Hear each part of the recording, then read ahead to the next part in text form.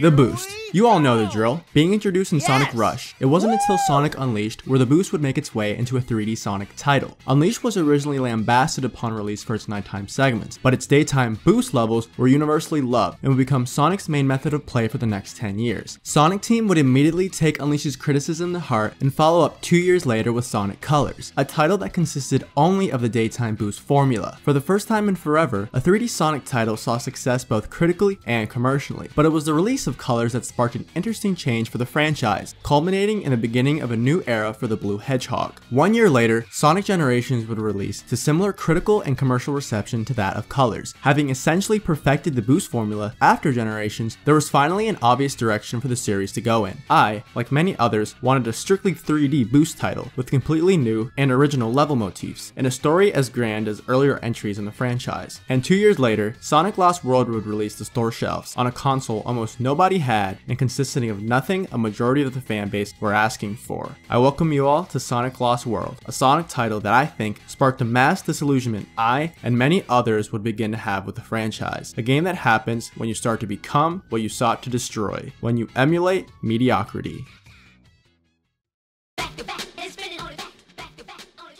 I want to give you all a little bit of context first. I am a ginormous Sonic fan. I love the franchise and I've always have. I love most of the spin-offs, both of the films, etc. I was born in the year 2000, and considering I was too young to really grow up playing SA1, 2, or Heroes, I always had a huge affinity for the Dark Age titles released from 2005 to 2009. I understand a lot of them have significant problems, but because of how early I was exposed to them, they are the template as to how I judge the franchise, and the basis as to how I think Sonic should be characterized as well, the character. There was even a point in 2011 where I owned every single title in the franchise, but after Sonic Lost World, I started to question this undying love I had for the series. I think it's quite obvious if you've seen the first video on this channel, but I think Sonic Unleashed is the best entry in the series by far. But in retrospect, I can see how Unleashed was vastly different from earlier Sonic titles, not just in gameplay, but in tone, as this was a bit of a soft reboot for the franchise. Even just looking at it, Unleashed has a much brighter color palette than earlier Sonic titles. Things are much more saturated, and many designs, of the human beings especially, have much more stylized proportions and are much more in line with something you'd see in a Pixar film. With Unleashed, Sonic seemed to be moving away from the mid-2000s edge he'd become so synonymous with. Unleashed also had a slightly larger emphasis on comedy than previous titles. Chip is a lovable goofball throughout all of Unleashed's runtime. There's a lot of comedic interplay between Dr. Eggman and SA-55, and Professor Pickle is named Professor Pickle. Unlike later titles in the series, however, Unleashed still knew when to dial things back comedically, letting Sonic exhibit a plethora of emotions and concern for his friends along the way. Its story had legitimate stakes and an ending involving the death of Chip, showing how despite succeeding, Sonic's involvement in stopping Dr. Eggman's scheme still has consequences, despite it being the right thing to do.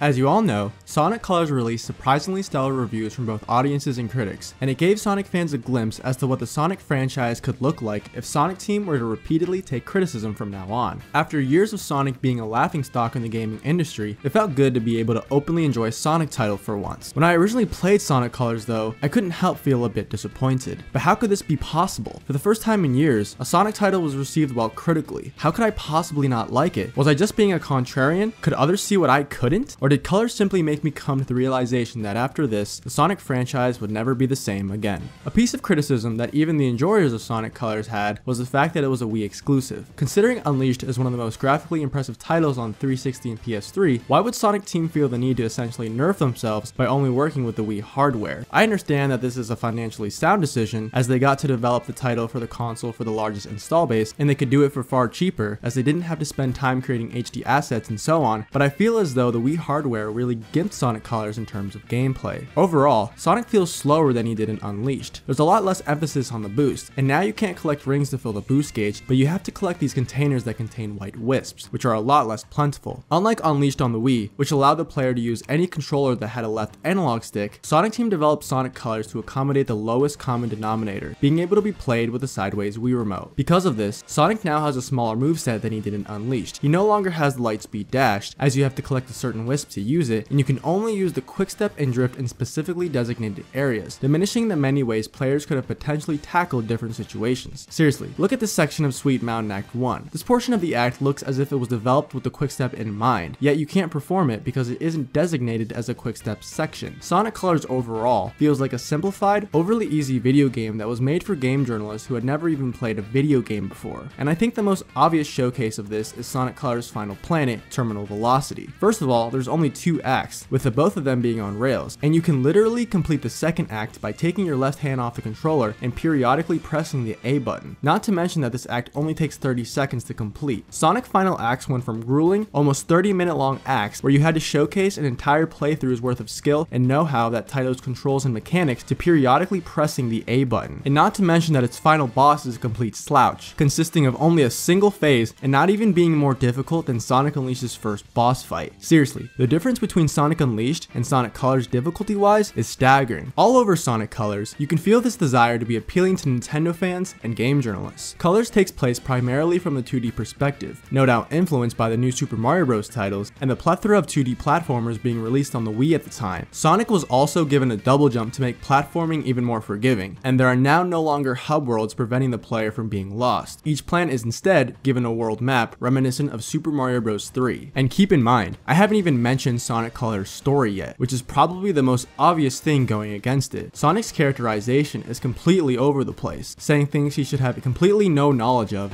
No copyright law in the universe is going to stop me! And always having to say things to other characters' expense. Just say you're going to destroy us and stop embarrassing yourself.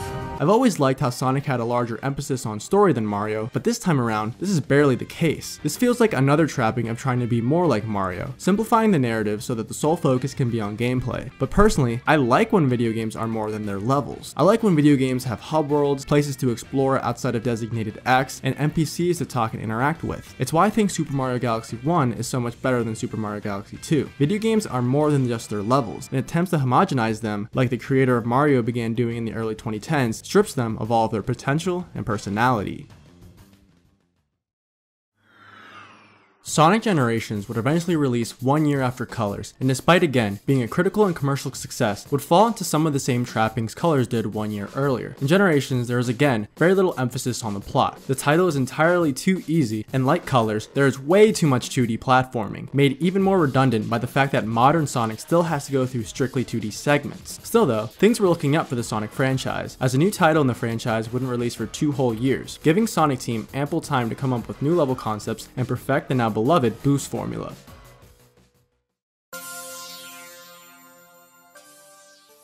2013 would lead us to receiving Sonic Lost World, another, for some reason, Nintendo exclusive. When this was originally announced, I didn't know what to think. Not only was it exclusive to a console that I felt embarrassed to own, but it had seemingly abandoned the tried and true boost formula that Sonic Team had been using and perfecting for the past 3 years. Considering how well received Colors and Generations were, this decision was truly baffling. But this isn't the first time Sonic Team has done something like this, abandoning a beloved playstyle as to appeal to a broader demographic. For this reason, at the time, I found it almost impossible to become invested in Lost World, knowing that, even if I liked this method of play, it would most likely be abandoned after this same entry. But I would come to realize that Sonic Lost World's gameplay would only be one of the many things I wouldn't like about it. To no one's surprise, Sonic Lost World continues all of the failing of Sonic Colors and Generations, and at the same time, maintains nothing about what made those titles interesting. For example, what many fans wanted after Generations were original level concepts. While yes, Lost World does introduce new and original levels, these are some of the most generic, cookie-cutter, run-of-the-mill level concepts the series has ever seen. I'm willing to look past Windy Hill for being Green Hill all over again, because other titles have done that in the past, but if you played any other prominent 3D platformer at the time, you've already seen all of these motifs before. Gone are the incredibly unique, larger-than-life level motifs seen in Colors, and in are the most basic, archetypal, fire, water, grass levels you've ever seen. This is all too reminiscent of the new Super Mario Bros. Titles being released at the time, and it's beyond comprehension as to why Sonic Team would go this route, considering even Nintendo fans themselves at the time had grown tired of seeing these boring, homogenized level concepts. Another example of Sonic Team taking way too much inspiration from the Mario franchise are the Deadly Six, some of the most forgettable villains the Sonic franchise has ever seen. They all essentially only have one personality trait that informs everything they say, only being capable of conveying one full-on emotion. They all remind me so much of the Koopalings, more forgettable characters that Nintendo insists on reusing time and time again. The reason for all of this is clear as day, and can basically be summed up with this quote. Sonic started out as a platform title, but as we got to the more recent ones, it changed to be more of a speed-based game. Recent fans will be familiar with that speed-based gameplay, but with Lost World, we wanted to win back the platform fans. We don't just want old Sonic fans to come back though. We want Mario players and other platform gamers to enjoy the new game too. Sega's top priority during the 2010s was to make Sonic as accessible as possible. This meant not only stripping him of his speed, but stripping him of his personality and homogenizing him to be more in line with platformers on other consoles. While researching for the first video I posted, something I had learned was that Sega had begun to openly discuss the focus testing they were conducting for various titles in the Sonic series, with Stephen Frost, head of production at Sega of America, stating, "In focus tests, we heard all the time, people were sick of speed. Sonic was too fast. They wanted him to slow down. Speed was shelved because we were under the impression that people didn't want it," in an interview in reference to Sonic Boom. Considering how Sonic as a franchise is based in high-speed platforming, being inherently more difficult than all of his platforming counterparts, I wouldn't be surprised if a grand majority of the Sonic titles tested poorly among focus groups initially. But when your franchise as a whole is based in speed, you need to show a bit more tact and not backpedal away from a formula proven to work so you can appeal to a wider demographic, because each time you did, you alienated even the biggest fans of the franchise, resulting in Sonic Team appealing to no one. This is legitimately the only justification I could see Sega using as to why Lost World moved away from the boost formula, and it's a baffling rationale at that.